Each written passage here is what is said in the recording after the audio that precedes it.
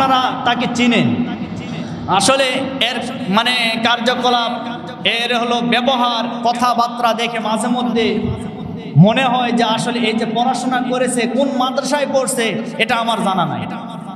তার কারণ সে যে ব্যবহারগুলো করে, একজন আলেম হয়ে আরেকজন আলেমকে যদি কেউ কটাক্ষ করে কথা বলেন তো ও আলেম না ও জালেম? কথা বলেন। শায়েখ আহমদুল্লাহকে বাংলাদেশের আরেকজন আলেম গিয়াসউদ্দিন আত-তাহিরি, চিনেন না আপনারা? গিয়াসউদ্দিন আত-তাহিরি, যে তাহিরি এমন কোন জায়গা নাই যে জায়গায় তার ডিজে গান বাজে না। ইসলাম কায়েম করতে হবে, যারা করবে তারাই তো দলাদলি নিয়ে আছে, করবে কারা? কথা বলেন। আপনারা তো আম পাবলিক, সাধারণ মানুষ, আপনাদের কথা বলতেছে না, বরং যারা কায়েম করবে তাদের ভিতরে হাজারো দল তৈরি হয়ে গেছে। সুতরাং এগুলি বাদ দিতে হবে, দলাদলি ভুলে গিয়ে আমরা সবাই এক হয়ে থাকতে চাই। কারণ আমাদের আল্লাহ কয়জন? সবাই বলেন। নবী, কিতাব, সব যদি একটা হয় তাহলে এত দলাদলি কেন আমাদের ভিতরে?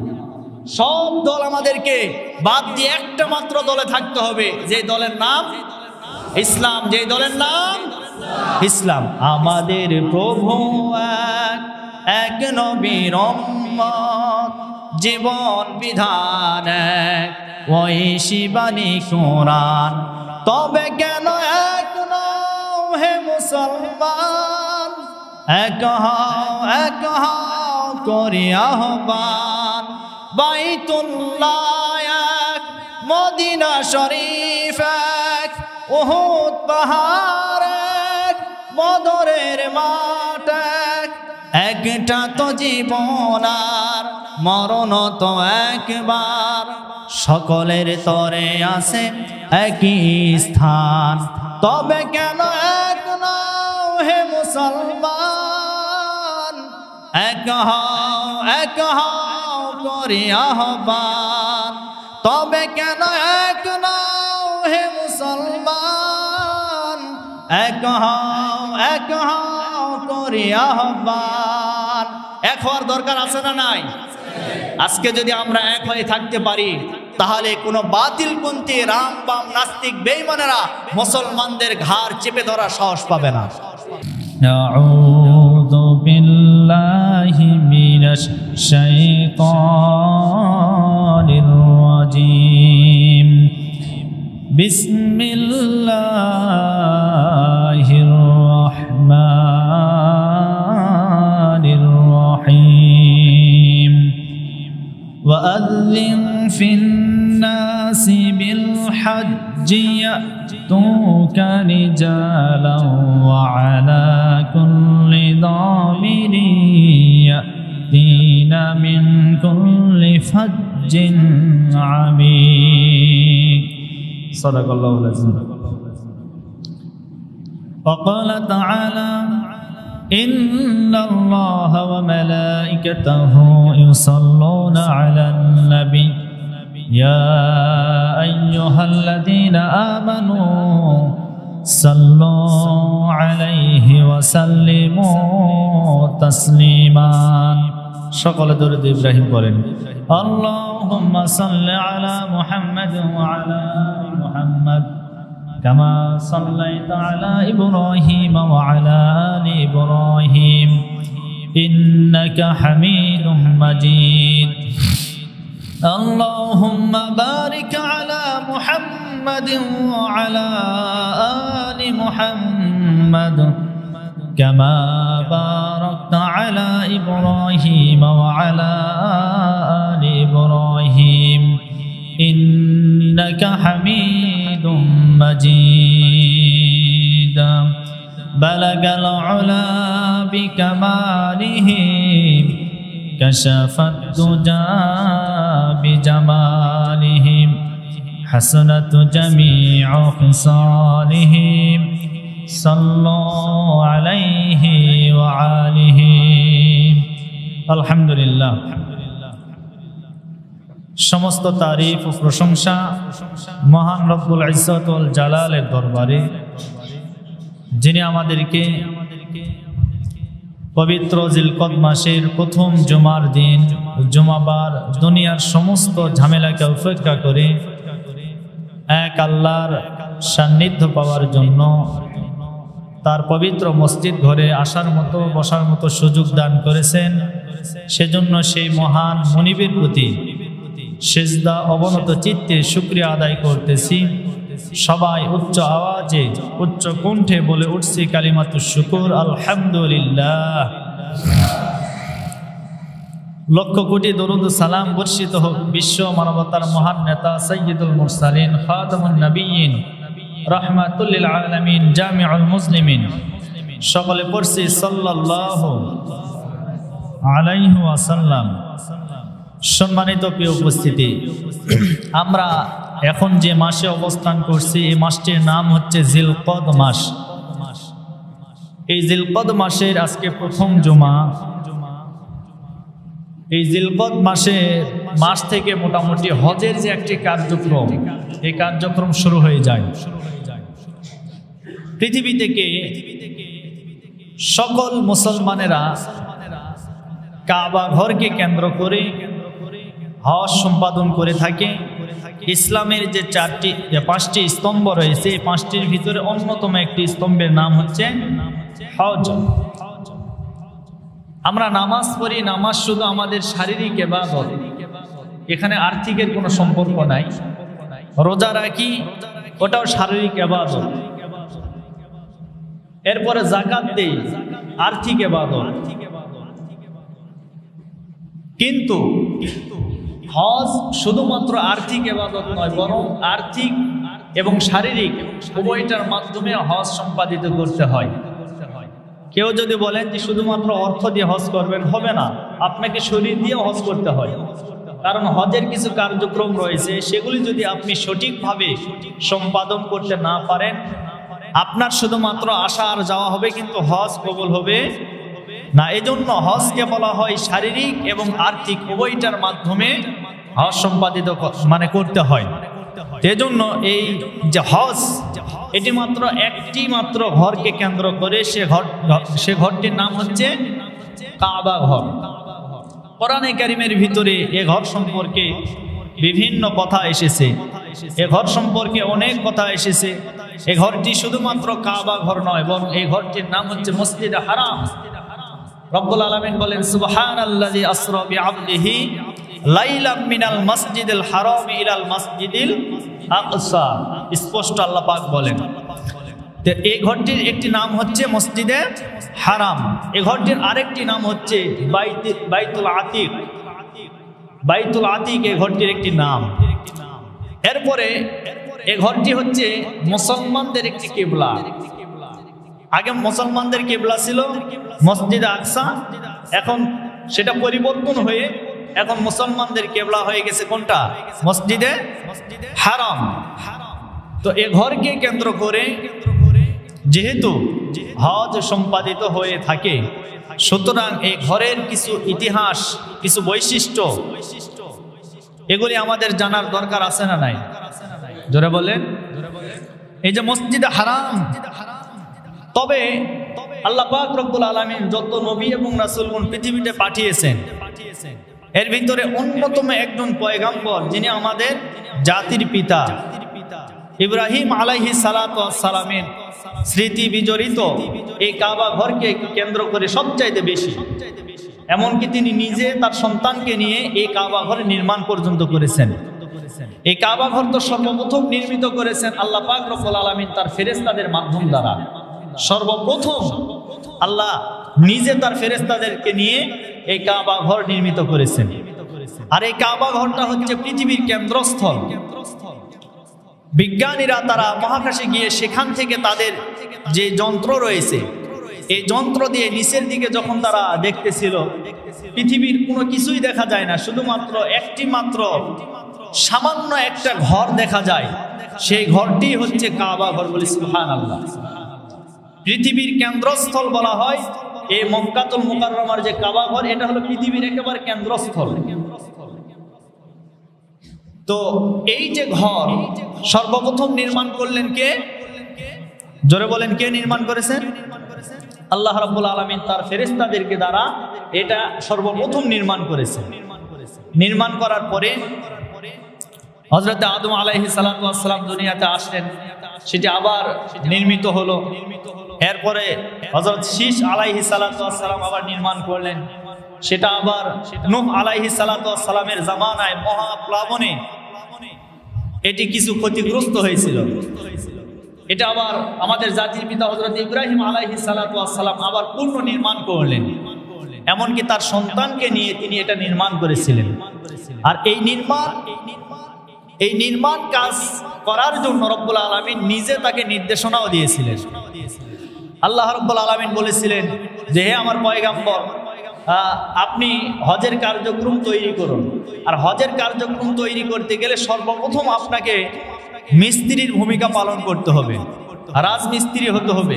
তার মানে আমাদের পিতা ইব্রাহিম আলাইহিস সালাতু ওয়াস সালাম ছিলেন রাজমিস্ত্রি, আর যোগালী হিসাবে ছিল তার পুত্র ইসমাঈল আলাইহিস সালাতু ওয়াস সালাম। বলেন সুবহানাল্লাহ।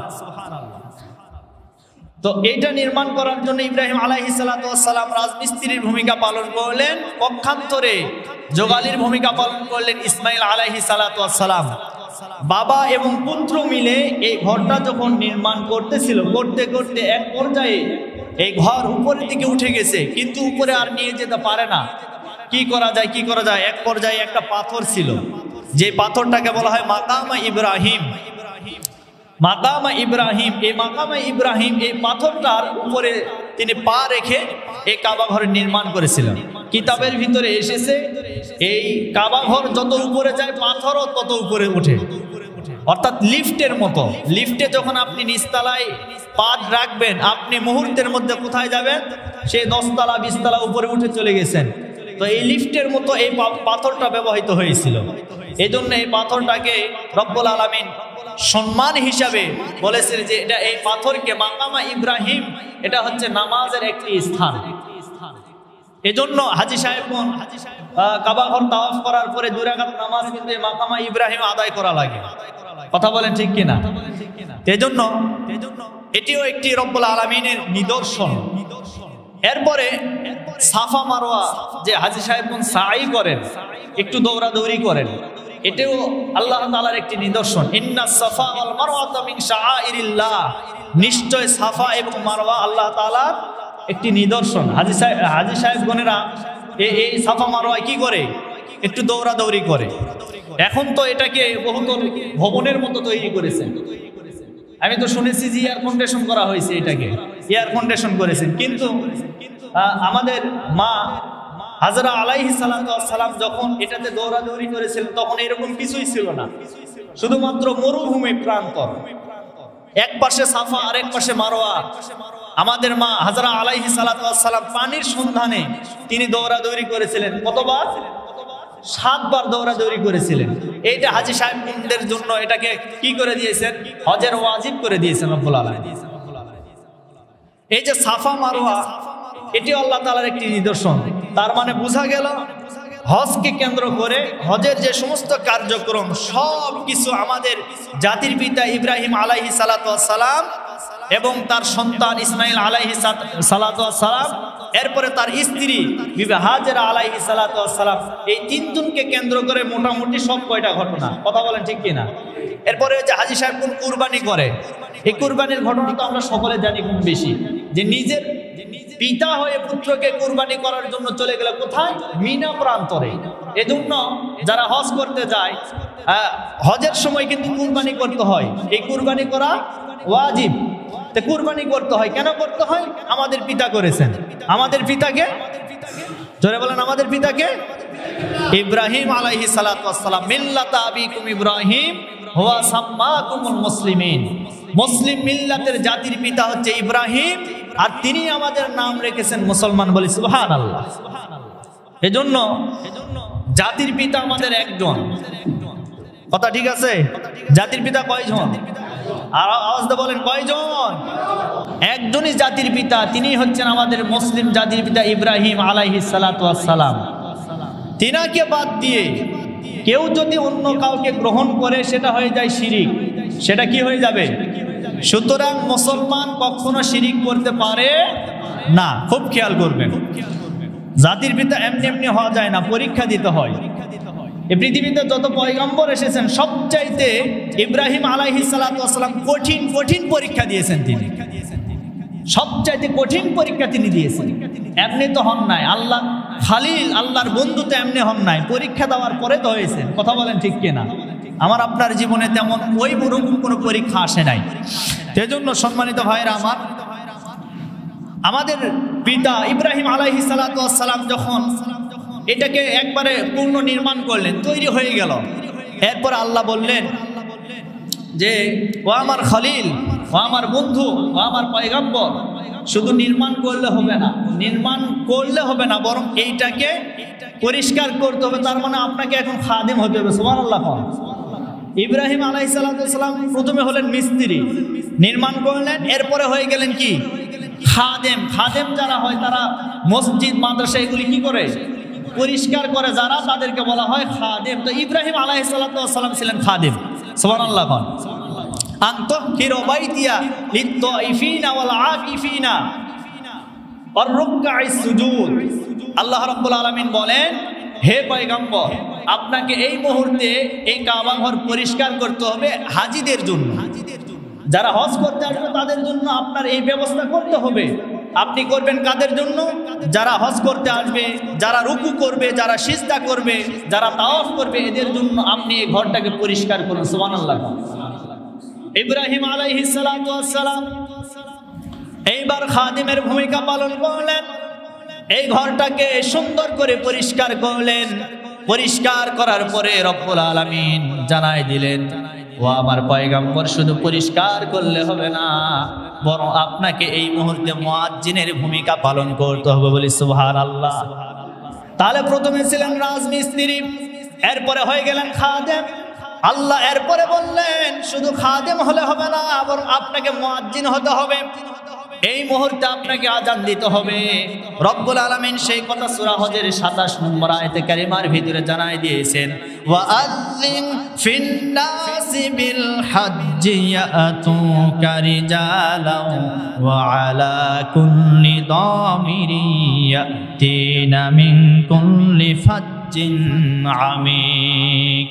আল্লাহ রাব্বুল আলামিন বললেন, ও আমার পয়গম্বর, এই মুহূর্তে আপনাকে আজান দিতে হবে, আপনাকে মুয়াজ্জিনের ভূমিকা পালন করতে হবে। আপনি আজান দিবেন, এই আজানটা সারা পৃথিবীর মানুষকে জানাই দিতে হবে। মানুষদেরকে আপনি আহ্বান করবেন হজ করার জন্য, আজান দিবেন। মানুষগুলি পায়ে হেঁটে হেঁটে আসবে, এরপরে উটের উপর সওয়ার করে আসবে। এই মানুষগুলো দূর দূরান্ত থেকে আসবে। আল্লাহর পয়গম্বর ইব্রাহিম আলাইহিস সালাতু ওয়াস সালাম বললেন, রব্বুল আলামিন, আমি তো আজান দিব মক্কাতে, কিন্তু এই আজানটা তো আমি সারা দুনিয়ার মানুষের কাছে পৌঁছায় দিতে পারবো না। আল্লাহ ডাক দিয়ে বললেন, ও আমার খলিল, ও আমার বন্ধু, আজান দিবেন আপনি, আর পৌঁছানোর দায়িত্ব আমি আল্লাহর হাতে আমি নিয়েছি। আজান শুধু আপনি দিবেন, পৌঁছানোর দায়িত্ব আপনি না। আপনি আজান দিবেন, এটা পৌঁছায় দিবেন আমি আল্লাহ নিজে। সুবহানাল্লাহ। কোন ওই যে ইব্রাহিম আলাইহিস সালাতু ওয়াস সালাম, কিতাবের ভিতরে এসেছে মাকামা ইব্রাহিমের উপরে। আবার কেউ বলেছেন আবার কাবার পাশে আবু কুবাইস নামক যে পাহাড় আছে, এই পাহাড়ের উপরে চড়ে তিনি আজান দিয়েছিলেন, হজের আজান দিয়েছিলেন, হজের আহ্বান করেছিলেন। এই হজের আজান যখন দিয়েছিলেন তিনি, এই হজের আজানটা সারা পৃথিবীর মানুষদের কর্ণকুহরে রব্বুল আলামিন পৌঁছায় দিয়েছে।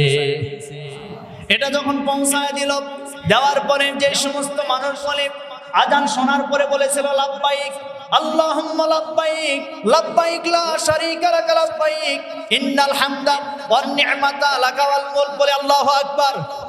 এই শব্দ যখন পাঠ করেছিল, এখন এই শব্দ যারা পাঠ করেছিল, রব্বুল আলামিন তাদেরকে ওই কাবা ঘর জিয়ারত করতে নিয়ে যাবেন। মৃত্যুর একদিন আগে হলেও যারা পড়েছিল তাদেরকে কাবা ঘর জিয়ারত করতে নিয়ে যাবেন। এখন প্রশ্ন হতে পারে, হুজুর, তাহলে আমরা তো সেই সময় ছিলাম না, আমরা তাহলে এখন হজ করতে যাই, তার মানে আমরাও পাঠ করেছিলাম? অবশ্যই হ্যাঁ, আমরাও পাঠ করেছিলাম। কিভাবে? আমরা তো সেই সময় ছিলাম না, কিন্তু একটা জগতের ভিতরে ছিলাম। আমাদের জন্য জগৎ হলো 5টা। 1 নম্বর আলম আরওয়াহ, রূহের জগৎ। সেই রূহের জগতে রব্বুল আলামিন আমাদেরকে সুরক্ষিত রেখেছিলেন। হযরত ইব্রাহিম আলাইহিস সালাতু ওয়াস সালাম সে সময় যখন আযান দিয়েছিল, আযান দেওয়ার পরে যারা রূহের জগতে বলেছিল লাব্বাইক আল্লাহুম্মা লাব্বাইক, এই যে লাব্বাইক বলেছিল, ওই সমস্ত মানুষেরা আজকে এসে তারা কাবা ঘর জিয়ারত করতে যায়, উমরা এবং হজ পালন করতে যায়। বলে সুবহানাল্লাহ। তারাই শুধুমাত্র যেতে পারে যারা রূহের জগতে বলেছিল লাব্বাইক আল্লাহুম্মা লাব্বাইক লা শারীকা লাকা লাব্বাইক ইন্নাল হামদা ওয়ান নি'মাতা লাকা ওয়াল মুলক। এই যে তালবিয়া হাজী সাহেব বোনেরা পাঠ করে না, যখন যেখানে যায় শুধুমাত্র তালবিয়া পাঠ করে, এটা পাঠ করে। কেন করে জানেন? আপনি সাক্ষী দিচ্ছেন কাকে? আল্লাহকে দিচ্ছেন। লাব্বাইক আল্লাহ, আমি তো উপস্থিত, আমি হাজির হয়ে গেছি। ওই জায়গায় কে ধনী, কে গরিব, কে মিসকিন, কে ফকির, এটা কিন্তু কেউ বলে না। আমরা মানে যারা যায় তারা শুধুমাত্র একটি বাক্যই বলে লাব্বাইক আল্লাহ, আমি হাজির, আল্লাহ আমি উপস্থিত হয়ে গেছি। তার মানে কি? আসামি যখন গ্রেফতার হয় তখন কি বলে? লাব্বাইক, আমি স্যালেন্ডার করলাম। আমি মানে আসামি হয়ে হাত উত্তোলন করে কি করে? স্যালেন্ডার করে। এইরকম আপনি হয়ে গেলেন ওই মুহূর্তে আসামি, তার মানে আল্লাহর কাছে আপনি আসামি হয়ে গেলেন। আপনি যখন বললেন লাব্বাইক আল্লাহ, আমি তো আপনার সামনে উপস্থিত হয়ে গেলাম, আপনার সামনে হাজিরা দিতে এসেছি। আল্লাহ তখন বলে বান্দারে, যেহেতু তুমি আমার সামনে আসলে, যাও, তোমার জীবনের সমস্ত গুনাহগুলি আমি মাফ করে দিলাম। যারা কাবা ঘর জিয়ারত করে তাদের জীবনে কোনো পাপ থাকে না, আল্লাহ তাদেরকে মাসুম নিষ্পাপ করে বাড়িতে পাঠায় দেয়। এই জন্য দেখবেন আমাদের সমাজের ভিতরে অনেক মানুষ আছে যারা ইয়ং বয়সে, যুবক বয়সে হজ করতে যেতে চায় না, কারণ যুবক বয়সে দুষ্টামি একটু বেশি হয়। অনেকের বদ অভ্যাস আছে, কেউ দেখবেন নেশা করে, কেউ আবার বিড়ি সিগারেট পান করে, কেউ আবার বিভিন্ন হারাম ব্যবসার সাথে জড়িত আছে। তো তখন এই মানুষটা চিন্তা করে যে ওই ঘর জিয়ারত করে আসার পরে এই কাজ তো করা যাবে না, অতএব যা করার আগে একটু করে নিয়ে পরে যাব। এরকম করে কি করে না? এইরকম নিয়ত কিন্তু অনেকে করে থাকে। সেই জন্য এই মানুষগুলা এই কারণেই করে, কারণ ওই ঘরটাকে তারা সম্মান করে। সুবহানাল্লাহ। কোন সম্মান যদি না থাকতো তাহলে এই ধরনের কথা বলতে পারতো। কারণ যেই ঘরে যাচ্ছি এই ঘর সাধারণ কোনো ঘর নয়, যে ঘর আল্লাহ নিজ হাতে নির্মাণ করেছেন। আল্লাহু আকবার। ইব্রাহিম আলাইহিস সালাতু ওয়াস সালাম ওই ঘর নির্মাণ করার সময় দোয়া করেছিল। সেই দোয়াগুলো রব্বুল আলামিন কোরআনে কারিমের ভিতরে কোট করে দিয়েছেন। সূরা বাকারার 127 নম্বর আয়াতে কারিমার ভিতরে এগুলি কোট করে দিয়েছেন। আমাদের পিতা ইব্রাহিম আলাইহিস সালাতু ওয়াস সালাম বলেছিল, ওয়া ইদ ইয়ারফাউ ইব্রাহিমুল কাওয়াইদা মিনাল বাইত ওয়া ইসমাঈল। স্মরণ করো সেই সময়ের কথা, যে সময় ইব্রাহিম এবং ইসমাইল আমার ঘরটাকে নির্মাণ করলো। করার পরে তারা বলেছিল, রব্বানা তাকাব্বাল মিন্না ইন্নাকা আনতাস সামিউল আলিম। হে আমাদের রব, আপনি আমাদের এই কাজগুলোকে কবুল করে নেন। আরো জোরে বলি। তো ইব্রাহিম আলাইহিস সালাতু ওয়াস সালাম এবং তার সন্তান ইসমাইল আলাইহিস সালাতু ওয়াস সালাম, তারা দুজনে মিলে যে দোয়া করেছিল, এই দোয়াটা আমাদের জন্য প্রয়োজন। আমরাও যা কিছু করি আমরাও করি, রব্বানা তাকাব্বাল মিন্না, হে আমাদের রব কি করো, এগুলি আপনি কবুল করে নাও, এগুলি আপনি কবুল করে নাও। এই যে আপনি দোয়া করলেন, এই দোয়াগুলি রব্বুল আলামিনের কাছে যখন আপনি করলেন, কিতাবের ভিতরে এসেছে ইব্রাহিম আলাইহিস সালাতু ওয়াস সালাম এবং তার সন্তান যেভাবে দোয়া করেছিল, আল্লাহ যেভাবে কবুল করেছিল, আপনার ভিতরে যদি ওই ঈমান জাগ্রত থাকে, রব্বুল আলামিন তাদের দোয়ার সাথে আপনার দোয়াটা শামিল করে নেবেন।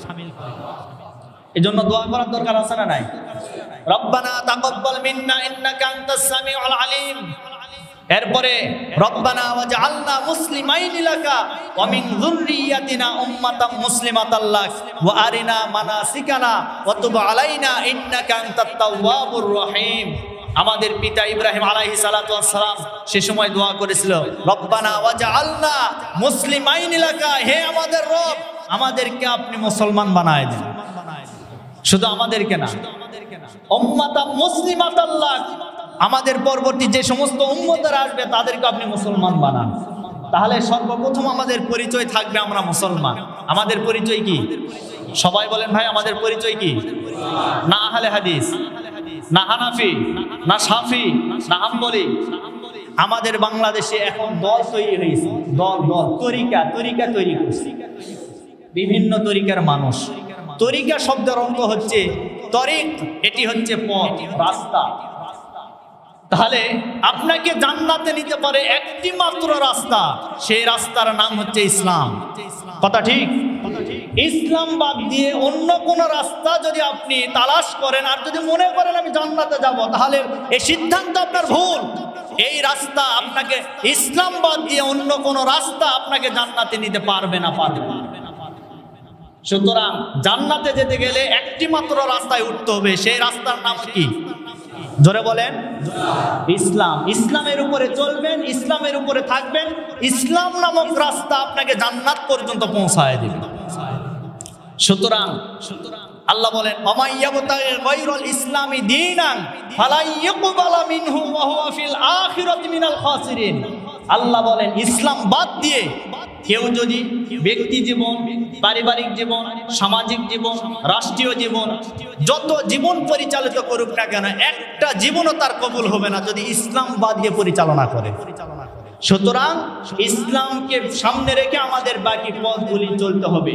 আপনি ইসলাম মানেন কিন্তু আপনি ব্যক্তি জীবনে নাই, আপনি ইসলাম মানেন পারিবারিক জীবনে নাই, ইসলাম মানেন সামাজিক জীবনে নাই, ইসলাম মানেন রাষ্ট্রীয় জীবনে নাই, শুধুমাত্র মানার নামই থাকবে, কিন্তু এই মানা আপনাকে জান্নাত পর্যন্ত নিয়ে যেতে পারবে?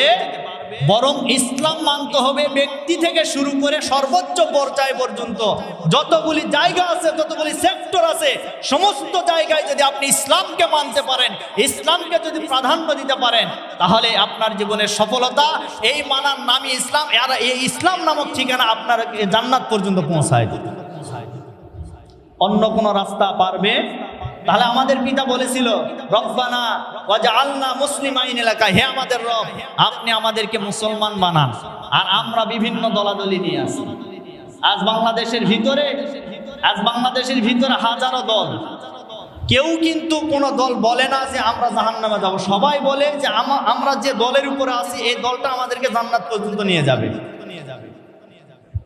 কিন্তু কিয়ামতের ময়দানে দল হবে কয়টা? হ্যাঁ, একটা দল, ৭৩টা দল হবে। কয়টা? ৭৩টা দল।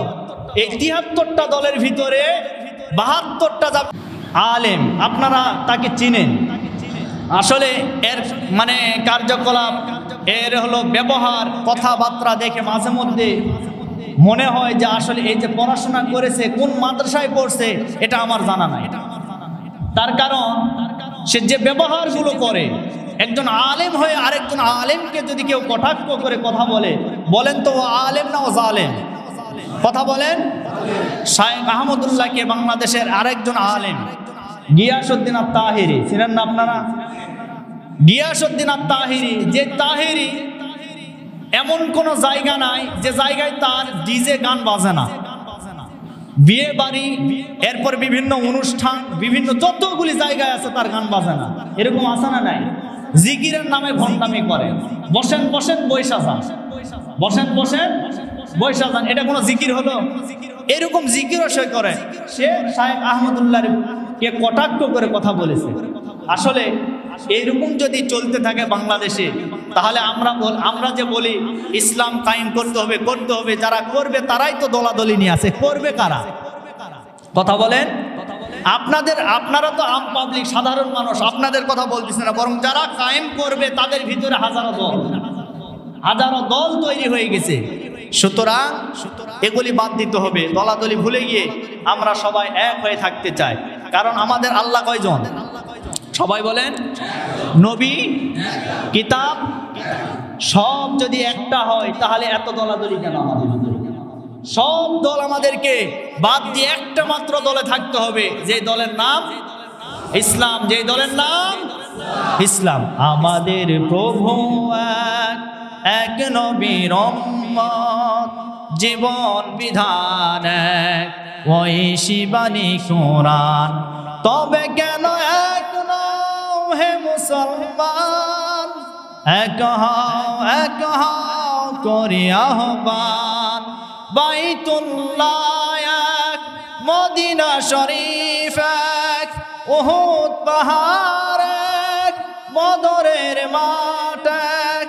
একটা তো জীবন আর মরণ তো একবার, সকলের তরে আছে একই স্থান। তবে কেন এক নাও হে মুসলমান, এক হও করি আহ্বান, তবে কেন এক নাও হে মুসলমান, এক হও করি আহ্বান। এক হওয়ার দরকার আছে না নাই? আজকে যদি আমরা এক হয়ে থাকতে পারি তাহলে কোনো বাতিলপন্থী রাম বাম নাস্তিক বেঈমানেরা মুসলমানদের ঘাড় চেপে ধরার সাহস পাবে না। কথা বলেন, কথা বলেন। আজকে আমরা যদি সারা পৃথিবীর মুসলমান এক হতে পারতাম তাহলে ওই ইসরায়েলের সন্ত্রাসী বাহিনীরা ফিলিস্তিনের মুসলমানদের উপরে অত্যাচার করার সাহস পেত না। কিন্তু আমাদেরকে এক হতে হবে। আল্লাহ পাক যেন আমাদেরকে এক হওয়ার তৌফিক দান করেন। আরো জোরে বলেন। এটা আমার নিরপেক্ষ কথা, কাউকে কোনো গালি দিয়েছি, কোনো দলের বিরুদ্ধে কথা বলেছি?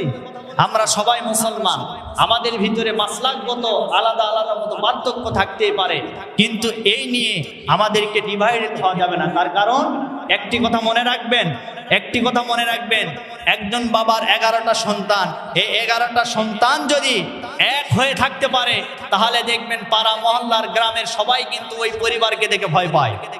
কথা বলেন, কথা বলেন। আর যখনই 11 ভাই 11 ভাবে যখন বিভক্ত হয়ে যাবে, বাহিরের পরাশক্তি এসে পরাশত্রু এসে কিন্তু ওই ভাইদেরকে আরো দ্বন্দ্ব লাগিয়ে দেওয়ার ষড়যন্ত্র করে। কথা বলেন ঠিক কিনা? সুতরাং এক হতে হবে। এক জায়গায় 10টা লাঠি যদি এক জায়গায় থাকে, এই লাঠি একত্রিত করে ভাঙা যেমন কঠিন হয়ে যাবে, আমরা যদি মুসলমান ঐক্যবদ্ধ হয়ে আমরা যদি একটা প্ল্যাটফর্মে এসে আমরা সবাই যদি কাঁধে কাঁধ মিলিয়ে হাতে হাত মিলিয়ে যদি